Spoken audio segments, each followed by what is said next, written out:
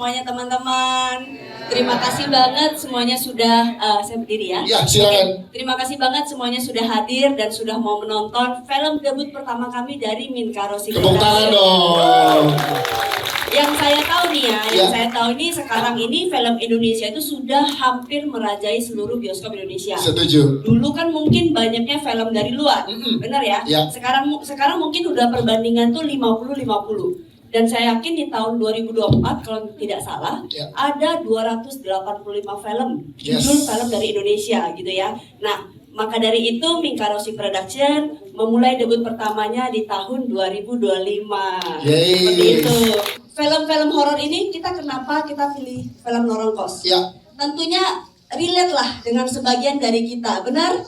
Siapa yang di sini pernah ngekos? Saya. Ya, sempat tunggang sih 2 bulan. Tolong ini. Sama kan.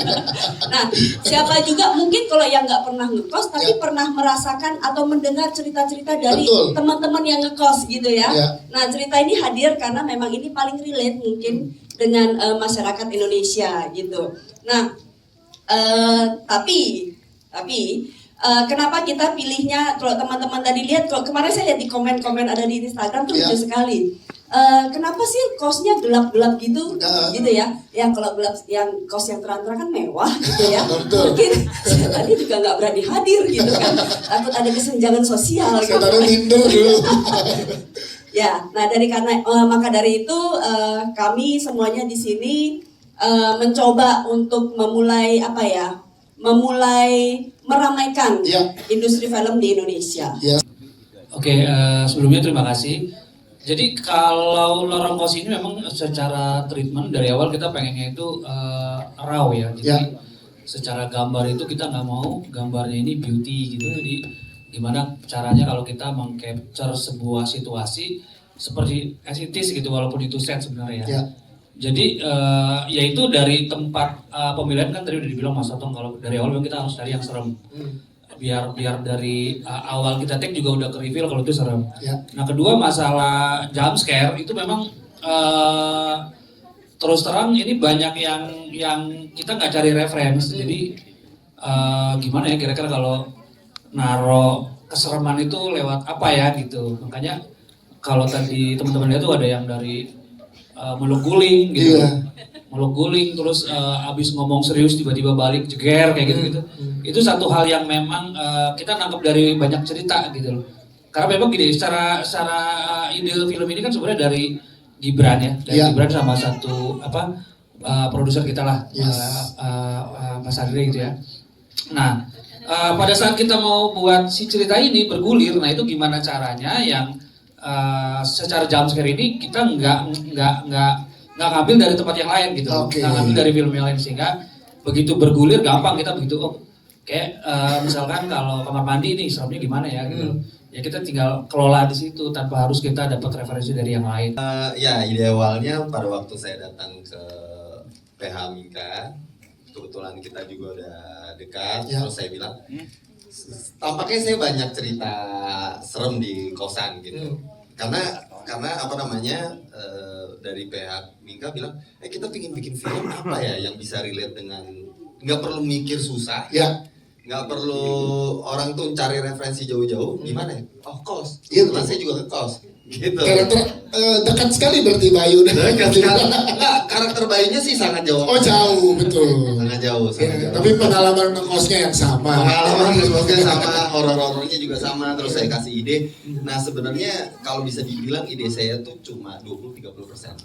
Selebihnya kejeniusan dari Pak Sutradara dan penulis skrip lah. Jadi awalnya dari emang banyak referensi dan pernah mengalami ngekos juga. Dari situlah yang terjadi. Nah, tapi go flow aja karena Mas Ganang bilang gue pengen lo happy main di sini, jadilah Bayu gitu loh. Jadilah Bayu. Akhirnya ya yang tadi kita lihat aja gitu dan kebetulan untuk mainin peran Bayu itu sangat enak gitu, sangat gampang sih. Ya, berarti ada referensi-referensi kehororan yang pernah lo alamin ya dibawa ke cerita ini ya.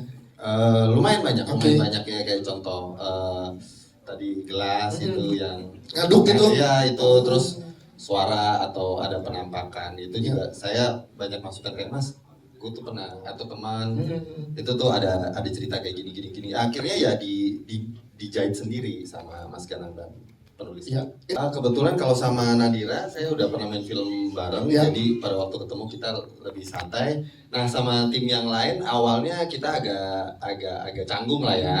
Masih baru ketemu di tempat reading, cuma pada waktu kita di lokasi syuting kita semua jadi akrab karena sutradara kami memilih hotel yang sangat seram di situ.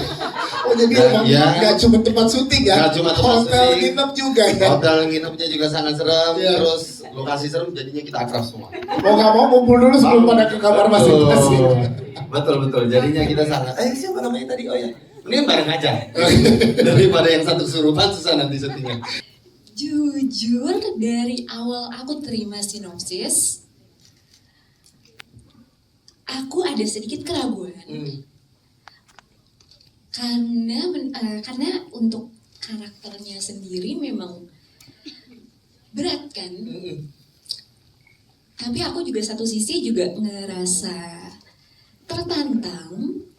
Apalagi sama karakternya Ira ini, aku belum pernah dapetin karakter yang seperti ini dan belum pernah dapetin cerita yang kayak gini. Jadi aku juga tertantang dan pengen banget nyobain sesuatu yang baru. Dan beruntungnya aku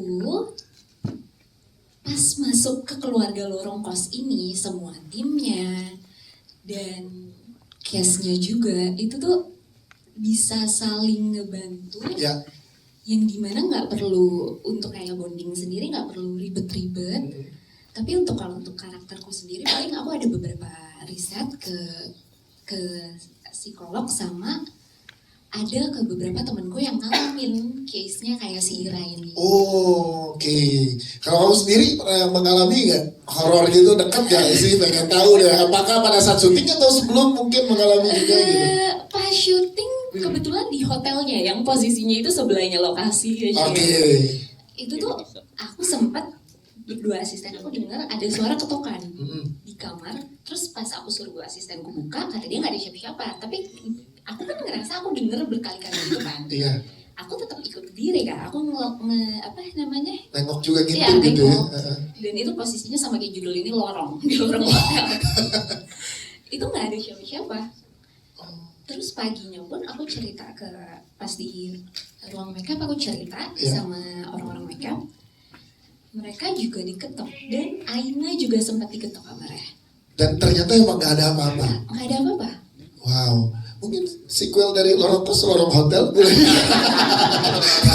Serem juga, case-case-nya digangguin gitu. Aku di Lorong Kos sebagai Ayu anak Jim. Tapi kayak aku tuh emang ini horor yang kesekian kali, cuma kayak takutnya karena walaupun aku tahu yang jadi hantunya itu teman aku, tapi aku tetap beneran gitu loh. Dan aku disuruh Pak Ganang tuh kayak satu nafas dengan ruangan yang kos-kosan bukan kosan sultan gitu. Iya itu tuh takutnya beneran. Terus habis itu yang kayak emang tadi Pak Ganang bilang kita lari-lari di lorong itu memang agak takut dan semacamnya, tapi aman. Yes, so far gimana sih kalau kerja sama barengan sama jajaran cast yang di sana juga? Happy ya. Cuman kalau dalam keadaan gitu beneran ada keadaan yang mengharuskan kami harus tinggal di kos yang sebelahnya bekas mau nggak kira-kira? Kayaknya enggak deh, enggak mau. Soalnya aku kayak di hotel aja aku bilang sebelumnya tolong ya kamar saya kalau bisa di depannya sama di sampingnya ada orang ya. Jadi jangan kosong. Iya, walaupun tempat saya nginap itu saya tidurnya sama asisten saya. Tapi tetap aja, basically memang aku penakut, kayak aku tidur aja, aku harus lampunya harus terang. Kalau enggak, aku harus kayak ya udah deh TV nyala, biarin aja TV yang nonton aku daripada aku yang nonton. Berarti tadi ekspresi takut yang dikasih banyak yang alami terjadi takut beneran ya? Iya.